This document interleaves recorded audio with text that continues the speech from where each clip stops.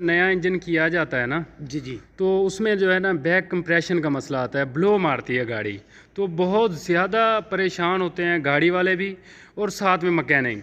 तब भी गाड़ी धुआं भी मारेगी, लोड भी नहीं उठाएगी और डीजल भी ज्यादा खाएगी। वो का एक और भी केस है, आप दे सुनेंगे और हैरान रह जाएंगे। 7 टर्बो लगाई, 7 टर्बो तोड़ दी, 10 टर्बो तोड़ दी, 10 टर्बो। 10 टर्बो। और कई 100 मैकेनिक में ये मुझे अवार्ड से नवाजा गया, गोल्ड मेडल का अवार्ड दिया गया। और सवाल है वो पूछेंगे, इंशाल्लाह आपको इन सवालों का ज़रूर फ़ायदा होने वाला है। तो ये जी माशाल्लाह नदीम उस्ताद के पास आ चुके हैं जी। अस्सलाम वालेकुम उस्ताद जी। वालेकुम सलाम जनाब, जी, क्या हाल हाल है? ठीक ठीक है, है? शुक्र अल्हम्दुलिल्लाह, अल्लाह का बड़ा करम है जी। तो कुछ हमें मुश्किल तो हुई है आने के वक्त जब हम लाहौर पहुंच गए थे। तो इनका बहुत ही शुक्रिया, इन्होंने हमें बहुत टाइम दिया पहले भी, मतलब एड्रेस देने के वक्त। तो अब भी हम काफ़ी देर बैठे रह गए हैं। अल्हम्दुलिल्लाह मुझे बहुत खुशी हुई है इनके पास पहुंचा हूं। गोल्ड मेडल भी मिला है ना, वो जी किसकी जी तरफ से मिला है? जी, मुझे ATS इंग्लैंड की तरफ से, जो ATS इंग्लैंड में माजिद साहब हैं जो लंदन में होते थे, अब वो दुबई में मुकीम है। दुबई में उनका सेंटर है। और इधर पाकिस्तान में अमजद वज़ीर साहब हैं जो कि पिछले हफ्ते ही फोत हुए हैं, जो कि ATS के बानी हैं। और कई 100 मैकेनिक में ये मुझे अवार्ड से नवाजा गया, गोल्ड मेडल का अवार्ड दिया गया। और वो गोल्ड मेडल का अवार्ड जो था वो खाली गोल्ड कोटेड गोल्ड नहीं था, ओरिजिनल गोल्ड का 2 तोले का गोल्ड मेडल, गोल्ड का बना हुआ, ओरिजिनल गोल्ड का। मैंने उनके से पूछा कि वो गोल्ड मेडल जो होगा गोल्ड कोटेड होगा, नकली होगा? उन्होंने कहा नहीं, असली बंदे को असली मेडल देना है। माशाल्लाह ये बड़ी खुशी से कुछ सवाल करने हैं, क्योंकि हमारे जो मैकेनिक भाई है ना, मेरे जो चैनल देखने वाले हैं ज़्यादातर मैकेनिक हैं, तो उनको बहुत ज़्यादा मुश्किल होती है। देखें, जो अहम किरदार होता है वो तो खरादिया का होता है, जो बोरिंग करते हैं, जो भी खरादिया का काम होता है अहम किरदार उनका होता है। तो हमारी तो तकरीबन फिटिंग होती है, फिटिंग परफेक्ट होनी चाहिए। तो उसके बाद फिर मसले आते हैं, बहुत सारे मसले आते हैं, जैसे कि इंजन फिटिंग कर दिया, बैक कंप्रेशन का मसला हो गया, मतलब ये ब्लो मारने लग गई गाड़ी। तो इसके बाद टेम्परेचर का मसला आ गया, फिर उसके बाद डीज़ल का बाज़ दफ़ा मसला आ जाता है इंजन नया करने के बाद। ठीक है, ये कुछ सवाल करने हैं। और जो है इससे अलावा एक और मसला आता है स्मोक के हवाले से, मतलब धुआं मारती है गाड़ी। तो काफ़ी लोग कहते हैं कि हमने पंप कर दिया तब भी हमारी गाड़ी सेट नहीं हुई, और एटोमाइज़र भी कर दिए, मतलब इंजेक्टर कर दिए, तब भी हमारी गाड़ी सेट नहीं हुई। बाज़ दफ़ा ऐसे मसले आ जाते हैं, इन मसलों की वजह से 2 बार 3 बार इंजन खुल जाता है तब भी गाड़ी सेट नहीं होती। आपने शायद देखा हो मेरी वीडियो कुछ, जिसमें ऑयल प्रेशर का मसला हो गया था। सूज़ो का इंजन था 6BG1। तो मैंने खैर उस्ताद से मशवरा किया था, तो इन्होंने मुझे मतलब गाइड किया, और वीडियो भी पहले बनी हुई थी, मैंने पहले भी इनकी वीडियो देखी थी, उस तरीके से कुछ मैंने चेक किया था। अल्हम्दुलिल्लाह उस गाड़ी का फ़ाल्ट पता चल गया था, मैंने वीडियो में आपको दिखाया है। अच्छा नदीम उस्ताद, कुछ मसले आते हैं गाड़ियों के हवाले से ना, जी, आप 1 बाई 1 करके बोले, इंशाल्लाह मैं कोशिश करूंगा उनके आपके सवालों के जवाब देने की। जी। अच्छा, एक तो मसला है जब नया इंजन किया जाता है ना, जी जी, तो उसमें जो है ना बैक कंप्रेशन का मसला आता है, ब्लो मारती है गाड़ी, तो बहुत ज़्यादा परेशान होते हैं गाड़ी वाले भी और साथ में मैकेनिक। आप इसमें किस गाड़ी का जिक्र कर रहे हैं थोड़ा? जी बिल्कुल, देखिए हमारे पास जो इंजन होते हैं ना, ज़्यादातर, वैसे कोई भी इंजन हो सकता है, ज़्यादातर जो इंजन है वो है हीनो का। जी, मैं अभी आपको बताता हूँ। ये जो हमारे जापानीज़ इंजन हैं, हीनो के हो गए, सीजो के हो गए, निसान के हो गए, इन इंजन्स में जो लाइनर आते हैं ना, वो लाइनर आते हैं, हमारे आते हैं fully finish. Fully finish liner वो होते हैं जो बाहर से भी तैयार होते हैं, और जिस हिस्से में बोर में पिस्टन और रिंग चलने हैं उस जगह से भी वो पॉलिश हुए होते हैं, होनिंग हुए होते हैं, तैयार हुए होते हैं। ठीक है, कुछ होते हैं वाइट कलर में, कुछ होते हैं वो ग्रेफाइट हुए होते हैं, और फास्फेटेड होते हैं, ब्लैक कलर में होते हैं। ये मुख्तलिफ टाइप्स इनकी आती है। अब ये जो जापानीज़ ब्लॉक है, जैसे ये हीनो का इन्होंने जिक्र किया है, तो होता ये है कि जब हमारा इंजन चलता है, उसमें पिस्टन मूव करता है, तो पिस्टन का एक अपना खुद का वज़न होता है। उसकी पिन का वज़न होता है और कनेक्टिंग राड का वज़न होता है। पिस्टन जैसे अप डाउन मूव करता है तो जहाँ पे वो पिस्टन वापसी की तरफ चलता है तो वो पिस्टन दोनों साइडों से हिट करता है, स्लीव के साथ एक साइड से दबाव डालता है, दूसरी तरफ जाते हुए दूसरी साइड से दबाव डालता है। तो वो क्या होता है कि साइडों से तो वो बोर को दबाव नहीं डालता, साइडों से एक साइड से और उस साइड से डालता है। तो वो क्या होता है, कुछ अरसा चलने के बाद, कुछ साल चलने के बाद हमारा जो पेरेंट बोर होता है, जो ब्लॉक का बोर होता है, हम उसको बोलते हैं पेरेंट बोर। वो बोर जो होता है वो बैजा हो जाता है, ओवल हो जाता है, और उस बोर में टेपर भी आ जाता है। बैजा और टेपर वो इस तरह से होता है, ये जो हमारा स्लीव है इसमें जब पिस्टन चलता है तो वो इसमें ऐसे ऐसे मूव करता है, ऊपर नीचे तो मूव करता है पिस्टन, लेकिन ये ऐसे और ऐसे इस साइड से टकराता है। उसके रिजल्ट से क्या होता है, स्लीव इस साइड से बैजा हो जाती है, और चूंकि ऊपर प्रेशर भी होता है, यहाँ से बोर खुला भी हो जाता है और नीचे से हल्का सा तंग हो जाता है। ये जो बैजा और टेपर होती है ये माइक्रोन में होती है, 100 में होती है, यानी कि 100 जो होता है वो 1 मिलीमीटर का 1/100वां हिस्सा होता है। 1 मिलीमीटर में 100 100 होते हैं। ये 4 से 5 100 बैजा हो जाता है, 4 से 5 100 टेपर हो जाता है। और बात सूरत हाल ऐसी होती है कि ये टेपर और बैजापन जो होती है ये 12 15 100 तक चली जाती है। जब इसमें हम अच्छी स्लीव भी फिट कर देंगे जो कि अंदर से और बाहर से तैयार होगी, तो वो जब फिट होगी, फिट होने के बाद उस स्लीव में वो बैजा और टेपरपन आ जाता है, जिसकी वजह से आप उसमें रिंग भी नहीं डालेंगे, स्लीव भी नहीं डालेंगे, पिस्टन भी नया होगा, तो आपका इंजन बैक प्रेशर देगा, ब्लो देगा और इंजन ऑयल भी कम करेगा। इसके हमारे पास कुछ हल मौजूद हैं। इसका हल जो है वो एक मैकेनिक नहीं कर सकता, इसका हल एक मैकेनिक नहीं कर सकता, लेकिन इस चीज का हल मशीनिस्ट जरूर कर सकता है। वो मशीनिस्ट कैसे करेगा, वो एक तो वो स्लीव अगर मुमकिन हो तो वो सेमी फिनिश ले और ब्लॉक में फिट करे, और फिट करने के बाद उसको बोरिंग करे, और बोरिंग करके फिर उसमें होनिंग करे, और स्लीव की एक्यूरेसी 1 से 200 में कंट्रोल करे। तो उससे क्या होगा, वो रिंग जंपिंग नहीं करेंगे और रिंग फ्लो नहीं देंगे और गाड़ी तेल भी कम नहीं करेगी। इसी तरह से अगर ये भी मुमकिन नहीं है तो वो फिर ऐसा भी इसका हल ये भी होता है, हर बंदे के पास बोरिंग नहीं होती, जैसे प्रॉपर जिग बोरिंग हो या सिलेंडर बोरिंग हो, तो वो फिर क्या करते हैं कि वो उस स्लीव को तैयार बोर ले लेते हैं, लेकिन उसका साइज जो होता है वो जितना बोर ओवल होता है उतना उसको टाइट बनवा लेते हैं।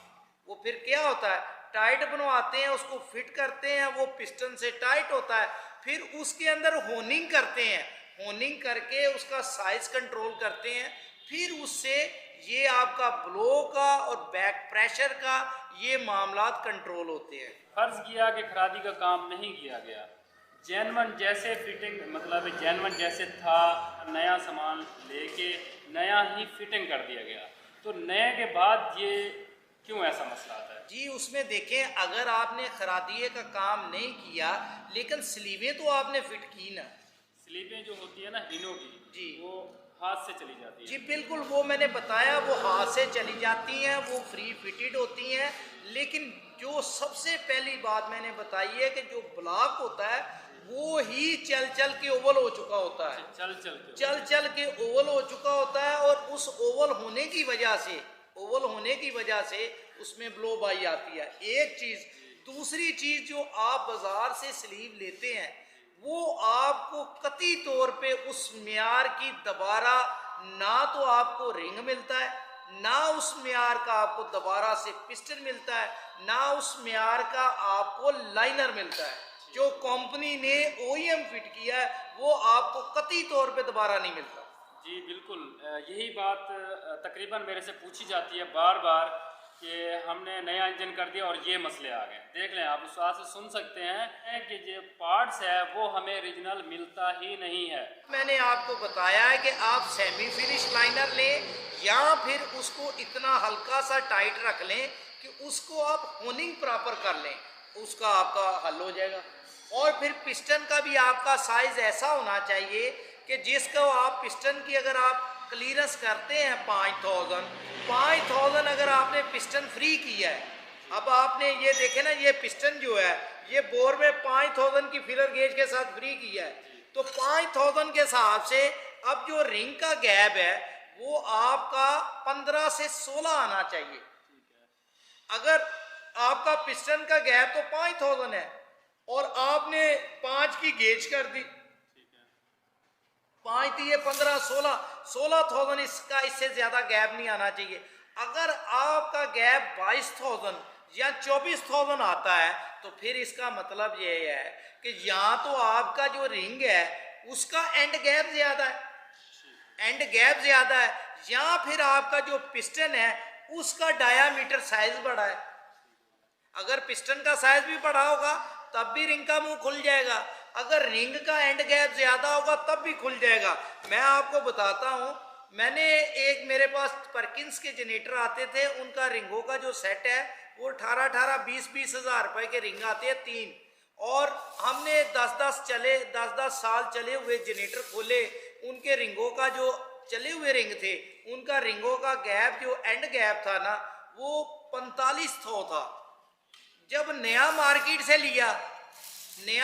से लिया वो चेक किया, नई स्लीव, नया पिस्टन, नए स्लीव में रिंग डाले तो उसका चल के 45 हुआ था, जो मार्केट से आया था उसका 55,000, 55 से 60। तो फिर हमने क्या किए, जिस रिंग का गैप एंड गैप ज्यादा था वो वाले रिंग हमने पुराने डाले। देखे, पुराने 10 साल चल के 45 पे आए हैं और नए 55-60 पे आ रहे हैं, तो फिर आप कैसे कहेंगे? आप तो ये बिल्कुल मामला यही रहेगा, आप कहेंगे पिस्टन नहीं डाले, लाइनर नहीं डाले तो ब्लो बढ़ गई। ब्लो तो बिल्कुल बढ़नी थी, जो वो रिंग चल के 45,000 पे है, तो ये आप नया 55,000 का डाल रहे हैं तो उसकी ब्लो तो पहले से ज्यादा होनी। हेड के जो गाइड होते हैं उनकी क्लीयरेंस बड़ा काउंट करती है। हेड के गाइडों की जो क्लीयरेंस है वो 2000 से ज्यादा नहीं होनी चाहिए। अगर 2000 भी नहीं होगी तो वालों की ये जो डंडियां हैं ये सीज हो जाएंगी, वाल जाम हो जाएगा हेड में। अगर ये क्लीयरेंस ज्यादा होगी, 4 से 5,000 होगी, तो फिर इसका जो गाइड होगा उसमें से गैस लीक होके वो भी ब्लो बाई बनेगी। मेरा अपना YouTube चैनल है जो कि प्रो इंजीनियरिंग के नाम पे है। मेरे पास पूरी दुनिया से केसेस आते हैं, वर्ल्ड वाइड केस आते हैं, यूरोप से आते हैं, जर्मनी से, अमेरिका से, दुबई से, दुनिया के कोने कोने से, यहाँ तक कि हमारे हमसाए ममालिक इंडिया में भी कोई फंसता है तो वो भी मुझे कॉल करता है। अल्लाह करीम का ख़ास एहसान है, अल्लाह करीम ने हमें इस खिदमत के लिए चुना हुआ है, तो हम अल्लाह का शुक्र, जितना भी शुक्र अदा करें वो थोड़ा है। केस आया था एक इंजन, उन्होंने स्लीवें भी डाल दी, रिंग भी डाल दिए, पिस्टन भी डाल दिए, वो कहते हैं इंजन की ब्लो नहीं कंट्रोल हो रही। तो फिर पता क्या लगा कि उसके हेड के गाइड ही बहुत ज़्यादा लूज थे।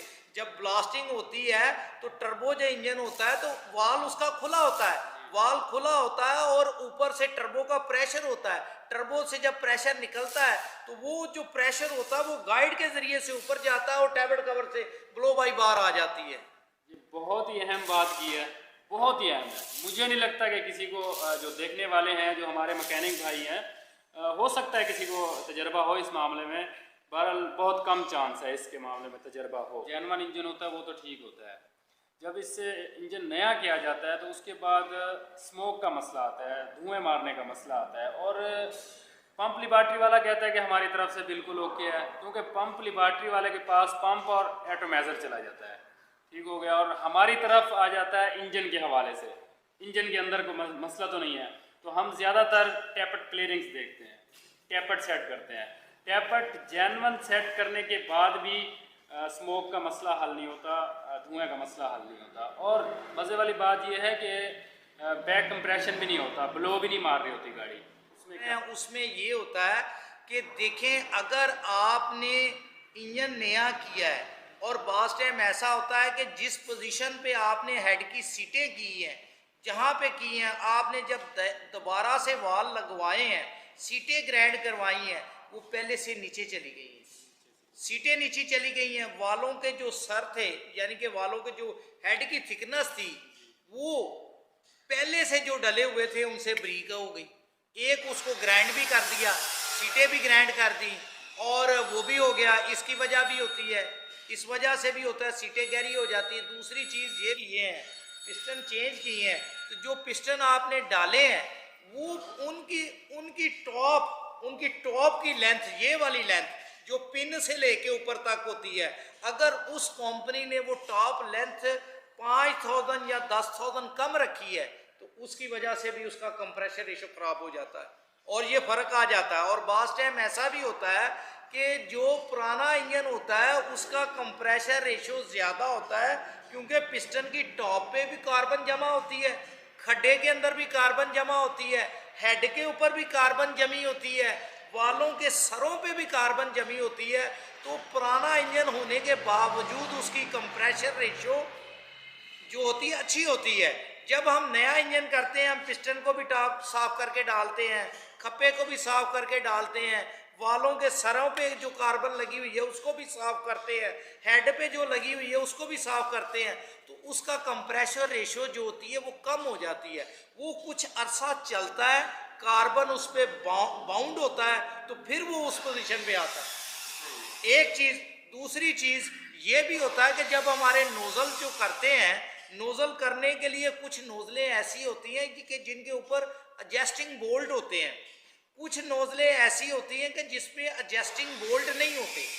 नोज़ल का प्रेशर सेट करने के लिए, उसका प्रेशर सेट करने के लिए उस पर क्या करना पड़ता है, उसका जो स्प्रिंग होता है उस पर स्पेसर देने पड़ते हैं। और लेबॉर्ट्री वाले क्या करते हैं, उसके स्प्रिंग को ऐसे चोटे लगाते हैं, ऐसे ऐसे लगा के चोटे लगा के स्प्रिंग को लंबा करते हैं, लंबा करके उसका प्रेशर बढ़ा देते हैं। लेकिन होता क्या है, वो जिस स्प्रिंग को हमने खींच के लंबा किया है वो एक दिन भी नहीं चलता तो वो स्प्रिंग फिर वापस बैठ जाता है। इसको बोलते हैं कि स्प्रिंग की जो स्ट्रेस थी वो जब रिलीज होती है, जब रिलीज होती है तो अगले दिन वो नोजल का प्रेशर जो उसने 230 किया होता है, आप नोजल निकाल के देखें उसका 160 नहीं रह गया होगा। जब उसका प्रेशर कम हो गया होगा गाड़ी धुआं देना शुरू कर देती है। अब मैकेनिक सोचता है नोजलें तो कल करवा के लाया हूँ, मालक सोचता है नोजलें मैं कल करवाई हैं, प्रेशर मैंने 220 रखा है, लेकिन होता क्या है कि वो प्रेशर ही कम होता है। और एक इसके अलावा से दूसरी गलती हम क्या करते हैं, जब हेड की नोजलें फिट करते हैं तो कुछ मैकेनिक हजरात उसमें से जो वाशल होती है वो वाशल पुरानी निकालते नहीं, नई एक और ऊपर डाल देते हैं।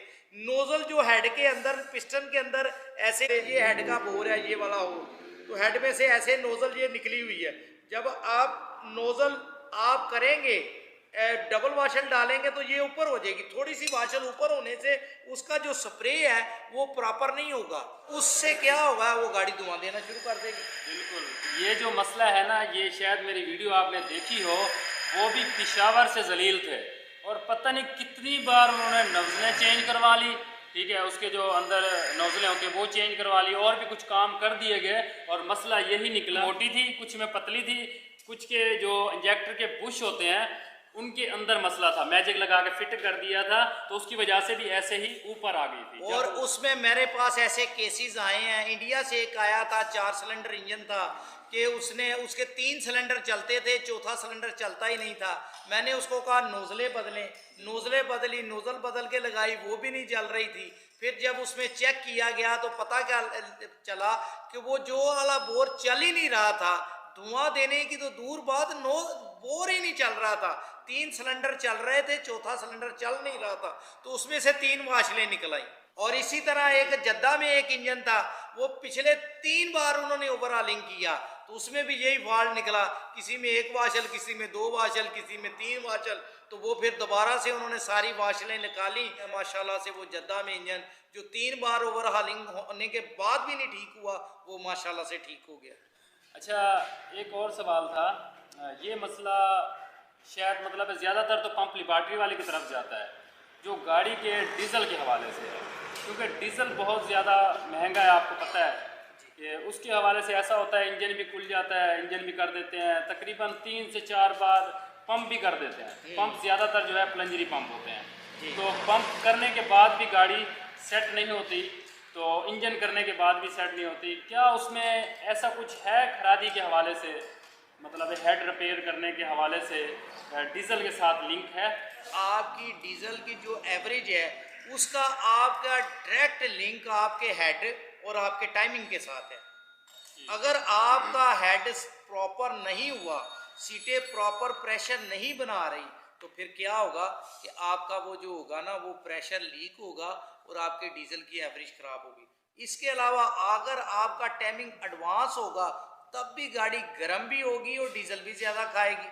गाड़ी लटायर भी होगी तब भी गाड़ी धुआं भी मारेगी, सफ़ेद धुआं भी मारेगी, लोड भी नहीं उठाएगी और डीजल भी ज़्यादा खाएगी। अगर गाड़ी ना एडवांस हो, ना लटायर हो और उसका हेड सही हो, नोजलों का प्रेशर प्रॉपर हो और उसमें वाशलें भी सिंगल हो, हेड का, पंप का, नोजलों का, टाइमिंग का, ये सारी चीज़ों का डायरेक्टली लिंक जो है ना आपकी एवरेज पे है। डीजल के हवाले से आपने सुन लिया। एक और सवाल है आपसे, ये ज़्यादातर पिस्टन टूटने की वजह क्या होती है? नया इंजन जब किया पुराने इंजन को तो उसके बाद यही शिकायत आ रही है 2 माह बाद 3 बाद पिस्टन और लाइनर जिसे हम स्लीव कहते हैं ये टूट जाते हैं। इसकी क्या वजह है?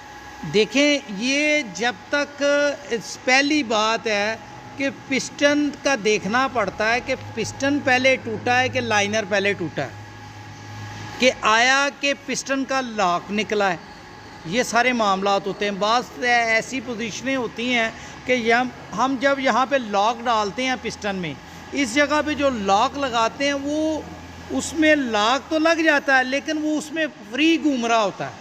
सही है, एक लॉक की वजह होगी। एक लॉक की वजह होगी। और कुछ पिस्टन ऐसे होते हैं कि वो इस साइड से छोटे होते हैं और उनकी पिन भी छोटी होती है। जब पिन छोटी होती है, लॉक जब निकलता है तो वो पिन एक साइड पे हो जाती है, तो पिस्टन जब एक पिन पे चलता है, एक साइड पे चलता है, तो पिस्टन टूट जाता है। एक वजह तो इसकी ये होती है। दूसरी वजह इसकी ये होती है कि जो कनेक्टिंग राड का बुश है वो कनेक्टिंग राड में फ्री ना हो फ्री, तो पिस्टन जब चलता है ना ऊपर ऐसे ऊपर नीचे, तो इसमें राड ने ऐसे मूव भी करना है। पिस्टन में भी पिन टाइट है और राड में भी टाइट है। जब पिस्टन ऐसे रोटेट करेगा, नीचे से क्रैंक घूम रही है ऐसे, तो इसमें राड जो है वो ऐसे ऐसे मूव करेगा। बिल्कुल ऐसे तो अगर पिन टाइट है पिस्टन में भी, उसमें फिर जब ये रोटेट करेगा तो ये जोर के साथ दीवार के साथ लगेगा तो रोटेट करेगा।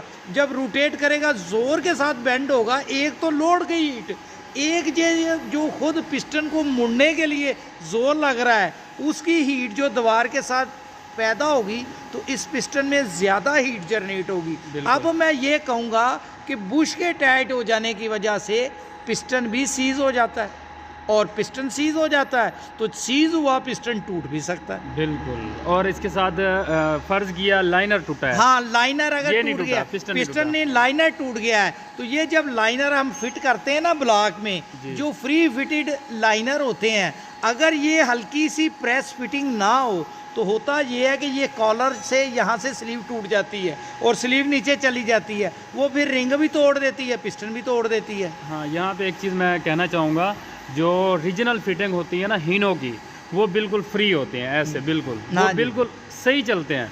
जब बाज़ दफ़ा इंजन हीट हो जाता है ना, गर्म हो जाता है, मेरे अंदाजे से जहाँ तक मेरा तजर्बा है, उसके बाद जब इंजन को फिटिंग कर दिया जाता है या फिर उसमें बैज़ा आ जाता है, बैज़ा होने के बाद खरादी से सेट करवाते हैं वही बैज़ा या फिर डबल स्लीव लगवाते हैं, उसके बाद ये फिर टूटता है। ये होता ये है कि जो ओरिजिनल स्लीव होते हैं वो सेंट्रीफ्यूगल कास्टिंग होते हैं। क्या होते हैं? Centrifugal casting. उनकी आवाज़ इस तरह होती है कि जैसे सैंड कास्टिंग है, लेकिन होते वो सेंट्रीफ्यूगल कास्टिंग है, अनील लेस कास्टिंग होती है। इसमें भी मेरी एक वीडियो बनी हुई है।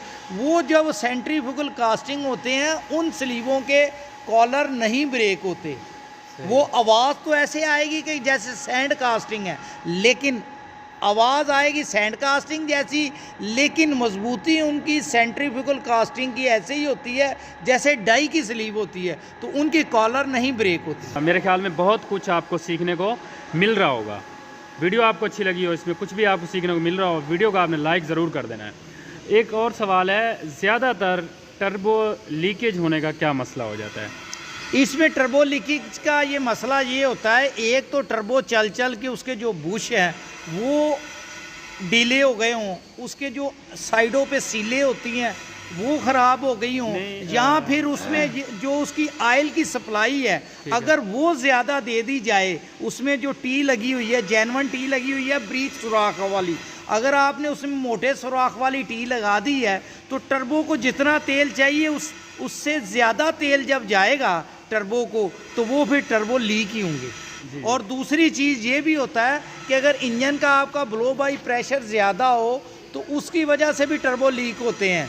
और तीसरी चीज़, अगर टर्बो की जो वापसी है, रिटर्न जो है, अगर वो कहीं से बंद हो जाए तो फिर भी टर्बो लीक हो जाते हैं। मतलब ये है कि अगर जेन्युइन फिटिंग है गाड़ी की, बिल्कुल जेन्युइन फिटिंग है, टर्बो ख़राब हो गई है, पहले सालों साल चल रही थी, टर्बो ख़राब हो गई है, हमने दूसरे मतलब न्यू टर्बो लगा दी है, ठीक है, उसमें आप ये मसले बता रहे हैं। पहला नंबर बैक कंप्रेशन ब्लो मार रहा हो, इंजन ब्लो मार रहा, उसकी वजह। दूसरा रिटर्न जो है, वापसी अगर चोक हो उसकी वजह से भी है। और तीसरी वजह, अगर आपने लगाते हुए टर्बो का ऊपर वाला पाइप साफ करके नहीं लगाया। मेरे पास एक केस आया था एक बंदे का, उसने एक टर्बो तब्दील की, ख़राब हो गई, दूसरी टर्बो तब्दील की, फिर तीसरी टर्बो तब्दील की, 5 टर्बो तब्दील की। फिर मेरे पास उसने टेलीफोन करके पूछता था, मैंने बताया ये चेक करो, ये चेक करो। फिर मैंने कहा आप ऐसा करो, वो टर्बो लेके आओ मेरे पास, मैं उसको खुद देखूं और उस टर्बो से पूछूं उसको मसला क्या है, तकलीफ़ क्या हो रही है, क्यों बार बार ख़राब हो रही है। जब वो टर्बो लेके आया डाल के 5-6 टर्बो, तो मैंने देखा कि वो कहता बस टर्बो लगाते हैं, गाड़ी को स्टार्ट करते हैं, गाड़ी ठीक, एक्सीलेटर देते हैं, टर्बो ख़राब। बस उसी टाइम बस इतनी देर चली और 5 टर्बो ख़राब हुई। फिर मैंने उसको पूछा तूने ऑयल प्रेशर चेक किया? कहता वो तो उस्ताद जी चेक ही नहीं किया। मैंने कहा ये टर्बो ऑयल प्रेशर नहीं चेक किया। मैं क्या तेल कैसा है? कहता तेल तो उसका ऐसे है जैसे लुक बनी हुई है। मैं कहा यार जाके तेल तो बदलो। फिर उसने तेल बदला तो फिर उसकी गाड़ी चली। आप देखें ये तेल चेंज नहीं किया, 5 टर्बो बदल दी। वेल डन भाई, वेल डन। इससे अच्छा कारनामा आपको कोई नहीं सुनाने को मिलेगा। मेरे पास टर्बो का एक और भी केस है, आप सुनेंगे और हैरान रह जाएंगे। एक बंदे ने एक टर्बो इंजन था, वो लगाया तो टर्बो इंजन चल रहा था तो उसकी टर्बो टूट गई। उन्होंने टर्बो नहीं ली, कंपनी से लगाई कैटरपिलर की, 35-16 इंजन था कैटरपिलर का 1 मेगावाट का। टर्बो लगाई, 3,80,000 रुपये की टर्बो आई, लगाई, थोड़े दिन चली, टर्बो टूट गई। फिर दोबारा 3,80,000 रुपये की टर्बो लगाई, टर्बो टूट गई। फिर उन्होंने क्या कि मिस्री शाह से पुरानी टर्बे ली, 70,000, 80,000, 90,000 की, 7 टर्बो लगाई, 7 टर्बो तोड़ दी, 10 टर्बो तोड़ दी, 10 टर्बो तोड़ दी। टोटल कोई तकरीबन 17-18 लाख रुपए की टर्बो तोड़ दी एक इंजन ने। अल्लाह। तो फिर उन्होंने मुझे टेलीफोन किया, नदीम भाई बताएं ये एक मसला है हमारे पास। मैंने कहा सबसे पहली चीज़ बताओ एयर क्लीनर कैसा है? उसने कहा एयर क्लीनर ठीक है। मैंने कहा उसका टाइमिंग चेक कर लो। कहता वो टाइमिंग चेक कर लिया है, ठीक है। मैंने कहा फिर उसके हेड खोल दो, हेड खोल के हेड रिपेयर करवाओ। जब हेड रिपेयर करवाए देखा गया एक जो वाल था उसका छोटा सा एज टूटा हुआ है, और छोटा सा एज टूटे हुए की वजह से उसको किसी कंपनी ने नहीं बताया, किसी ने नहीं बताया आपके हेडों की वजह से टर्बो टूट रही है। अब देखें तो वो केस भी मेरे पास आया था टर्बो का। अब या फिर सबसे बड़ी और भी वजह यह है कि पार्ट्स हमें सही नहीं मिलता। जब पार्ट्स नहीं मिलेगा, सही नहीं मिलेगा, तो उसमें हमने क्या करना है, मैकेनिक ने क्या करना है, कैसे उस काम को सेट करना है। इंजन को रिपेयर करने से ज़्यादा पार्ट्स की क्वालिटी को चेक करना और उसको चेक करके इंजन में फिट करना, ये इंजीनियरिंग से बड़ा काम है। बिल्कुल सही बात है। क्योंकि मेरे पास ना बहुत सारे ऐसे पूछते रहते हैं और आते रहते हैं। खैर मेरे साथ तो कोई ऐसा मसला बना नहीं है, पूछते रहते हैं। तो अल्हम्दुलिल्लाह आपको बहुत कुछ सीखने को मिला होगा। इनका खुद का चैनल है, मेरे अंदाजे से जितना मेरे सब्सक्राइबर है ना, इससे डबल से ट्रिपल होने चाहिए थे। ठीक है, इतना ज़बरदस्त चैनल है और उसको मैं लिंक दे दूंगा, आपने ज़रूर सब्सक्राइब करना है। उसमें आपको बहुत कुछ सीखने को मिलेगा। ये गलतियां मैंने आपको जो बताई हैं ज़्यादातर खरादी भाई से हो जाती हैं। बहुत दफ़ा ऐसा हुआ है क्योंकि उनके पास मशीनरी परफेक्ट होती नहीं है, काम परफेक्ट होता नहीं है। तो इसीलिए मैं आपको कह रहा हूँ इस चैनल को आपने ज़रूर विज़िट करना है और देखना है, इसमें आपको बहुत कुछ सीखने को मिलेगा। ठीक है, जैसे कि मैं इनका चैनल देख रहा था तो माशाल्लाह बहुत अच्छी वीडियो थी, काफ़ी कुछ इन्होंने बताया है। अल्हम्दुलिल्लाह आपको बहुत कुछ सीखने को मिला होगा। तो वीडियो आपको अच्छी लगी हो, कुछ भी इसमें सीखने को मिला हो, वीडियो का आपने लाइक भी कर देना है। तो इस वीडियो को ज़्यादा से ज़्यादा शेयर भी करना है ताकि दूसरों को भी इसका फ़ायदा हो सके। ठीक हो गया जी, अल्लाह हाफ़िज़। ठीक हो गया, अल्लाह हाफ़िज़। आपका बहुत शुक्रिया टाइम देने का, बहुत बहुत शुक्रिया, मेहरबानी। बहुत खुशी हुई आपको भी- अल्हम्दुलिल्लाह। मुझे भी बहुत खुशी हुई कि आप टाइम निकाल के इतनी दूर से specially Nadeem brother auto engineering मिलने के लिए आए हैं रहीम यार खान से। तो अल्लाह करीम आपके लिए भी आसानियाँ पैदा फरमाए। आमीन, आप आमीन। हमारा भी यूट्यूब का जो चैनल है प्रो इंजीनियरिंग के नाम पे है, उसको सब्सक्राइब करें, लाइक करें। इसमें बेशुमार आपको ऐसी वीडियोस देखने को मिलेंगी।